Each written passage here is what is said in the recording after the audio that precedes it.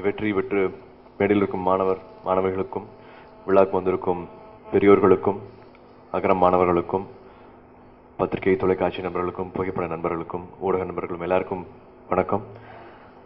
வீரன் மாமாக்கும் ராமம்மா இங்கே நம்ம கூட இன்னைக்கு வரல. ஸோ அவருக்கும் எங்களுக்கு பெரிய எடுத்துக்காட்டாக இருந்தது எல்லாமே விழாவை எப்படி நடத்தி காமிக்கணும், எப்படி நாள் நடக்கும் அப்படிங்கிறத கண்கூட பார்த்தது அவங்க செஞ்சதை பார்த்து தான். நினைவு தெரிஞ்ச நாட்கள் இருந்தே இந்த மாதிரி நிகழ்ச்சிகள் கலந்துக்கிட்டு இன்ஸ்பிரேஷன் தான் அகரம். இதுல யதார்த்தம் என்னன்னா இந்த மாணவர்கள் நம்ம கிட்ட பகிர்ந்துகிட்ட சின்ன சின்ன விஷயங்கள் ஒரு 34 வருஷமா மாறவே இல்லை. இதே போராட்டங்கள், இதே ஸ்ட்ரகிள், இதே வெறி கொஞ்சம் கூட மாறவே இல்லை. அது ஆச்சரியமா இருக்கு, சந்தோஷமா இருக்கு, இவ்வளவு தாண்டியும் படிச்சிருக்காங்கன்ட்டு. பட் அதே நேரம் இந்த நிலைமை மாறவே மாட்டேங்குதே அப்படிங்கிற வருத்தமும் இருக்கு. பொருளாதார நிலைமை ஆகட்டும், எலக்ட்ரிசிட்டி ஆகட்டும், இதெல்லாமே இப்போ மாறலாமே. சில விஷயங்கள்ல குடும்ப பிரச்சனைகள் அதுக்குன்னு ஒரு காரணம் இருக்கு.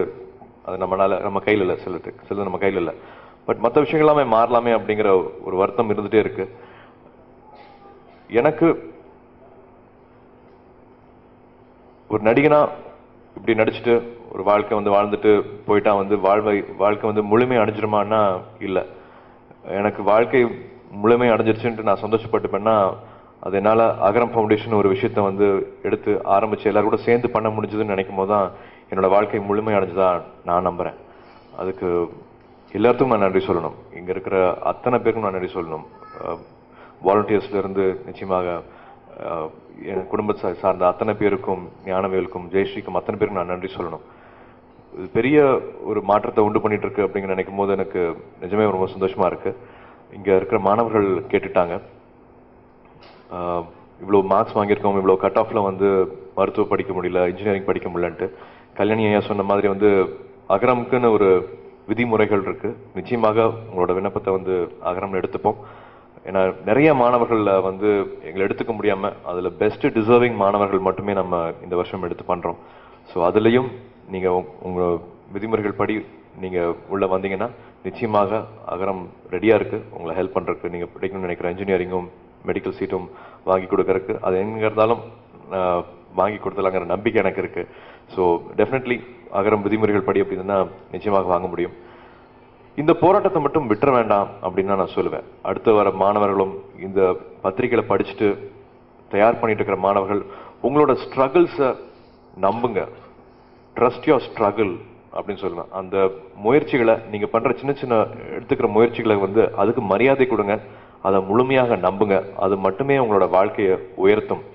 ஒரு நாள் 2 நாள் பண்ற விஷயங்கள் டயர்ட் ஆயிடாதீங்க. இந்த அப்பா சொன்ன மாதிரி வெறும் இந்த மதிப்பெண்கள் மட்டும் வாழ்க்கையில எல்லாமே சாதிச்சாச்சு முடிச்சாச்சு அப்படிங்கிறது இல்லை.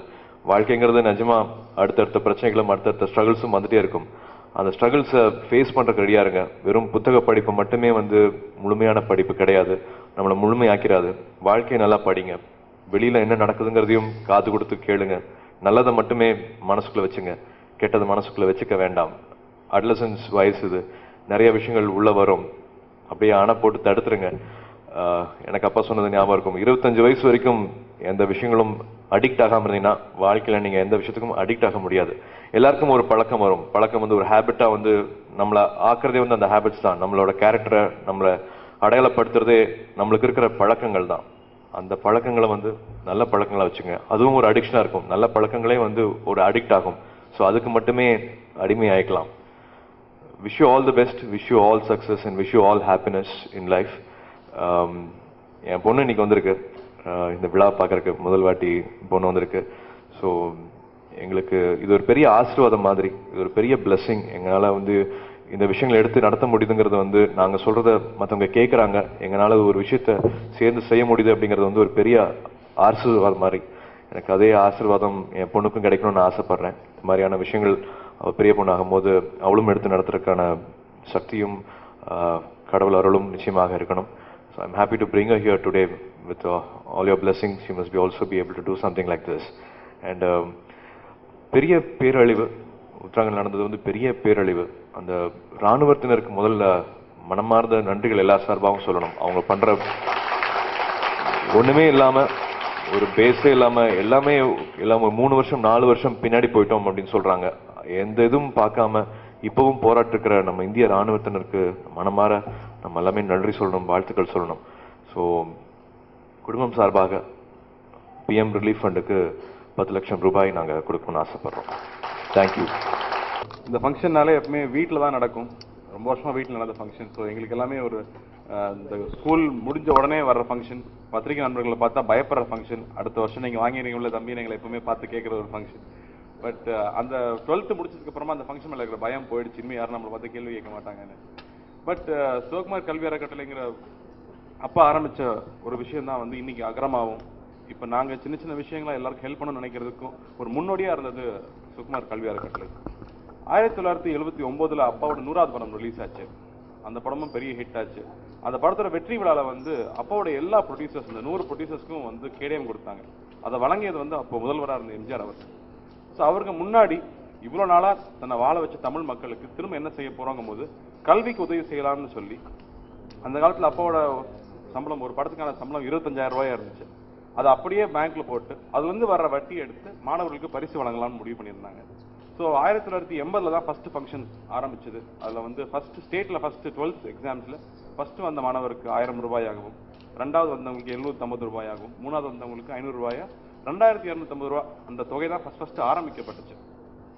அதுக்கப்புறமா அப்பா கொஞ்சம் கொஞ்சமாக சம்பளத்தில் தன்னோட வருமானத்திலிருந்து மட்டுமே, வெளியில் எங்கேயுமே காசு வாங்காமல் தன்னுடைய வருமானத்திலிருந்து மட்டுமே 25வது வருஷம் வரும்போது கிட்டத்தட்ட 50,000 ரூபாய் வந்து பரிசு தொகையாக வழங்கப்பட்டது. இதில் அழகான விஷயம் என்னன்னா, இந்த 34 வருஷம் ஆகுது. அந்த 34 வருஷத்துல எல்லா மாணவர்களும் தவறாம வந்து பரிசுகள் நேரில் வந்து வாங்கிட்டு போயிருக்காங்க. ஒருத்தர் மட்டும் அவங்களுடைய பாட்டி தவறியதால வர முடியாம போச்சு. பட் அப்பா மேல இருக்கிற அன்புலையும் மரியாதையிலையும் ஒவ்வொரு வருஷமும் வந்து வாங்கிட்டு போறாங்க. அதுதான் வந்து மிகப்பெரிய சந்தோஷமான ஒரு விஷயம். 2005 வந்து அகரம் ஃபவுண்டேஷன் வந்து சிவகுமார் கல்வி அறக்கட்டளையுடைய அந்த ஃபங்க்ஷன் எடுத்து நடத்த ஆரம்பிச்சதுக்கு அப்புறமா அண்ணா வந்து தொகையை இன்னும் ஜாஸ்தி பண்ணியிருக்காரு. ஸோ 5 லட்சமா வந்து தொகைகள் வழங்கப்படுது. இந்த வருஷத்துல இருந்து 5,50,000 வந்து உயர்த்தியிருக்காங்க. இப்போ பார்க்கும்போது அகரம்ல இருந்து இவ்வளவு ஸ்டூடெண்ட்ஸ் வரும்போது இந்த ஃபங்க்ஷன் வந்து இன்னுமே பெரிய குடும்பமான மாதிரி தான் தோணுதே தவிர வந்து ஒரு பெரிய இன்ஸ்டிடியூஷன் ஆன மாதிரி தெரியல எனக்கு. இன்னுமே பெரிய குடும்பமா சந்தோஷமா இருக்கு எல்லாத்தையும் பார்க்கும்போது. பவானி வந்து பேசும்போது அவ்வளோ ஹாப்பியா இருக்கு. டிகிரியும் முடிச்சாச்சு, அடுத்த லெவல் போறாங்க. நிறைய பேருடைய வாழ்க்கை இங்க மாறி இருக்கு. அதுக்கு வந்து அகரம் ஒரு வழியா இருந்தது வந்து ஆண்டவனுடைய ஆசீர்வாதம் தான் நான் நினைக்கிறேன். ஸோ அதில் இருக்கிற வாலண்டியர்ஸ்க்கும் சரி, அதில் ஃபங்க்ஷன் பண்ற எல்லாருக்கும் என்னுடைய வாழ்த்துக்கள் நன்றியும் தெரிவிச்சுக்கிறேன். அதே மாதிரி இந்த ஃபங்க்ஷன் இன்னும் பெருசாகணும், இன்னும் நிறைய பேருக்கு வந்து இந்த விஷயங்கள் போய் சேரணும். அப்போ நிறைய அறிவுரைகள் சொல்லுவாங்க எங்களுக்கு. அதுல முக்கியமா 2 விஷயம். கல்விங்கிறது எப்பவுமே ரொம்ப முக்கியம், அடுத்தது ஒழுக்கம்.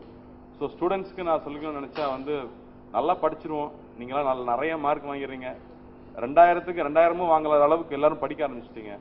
பட் இன்னொரு விஷயம், ஒழுக்கம்ங்கிறது இருந்தா எங்க போனாலும் தலை நிமிர்ந்து நிற்க முடியும் அப்படிங்கிறது அப்பா எங்களுக்கு சொல்லிக் கொடுத்தது.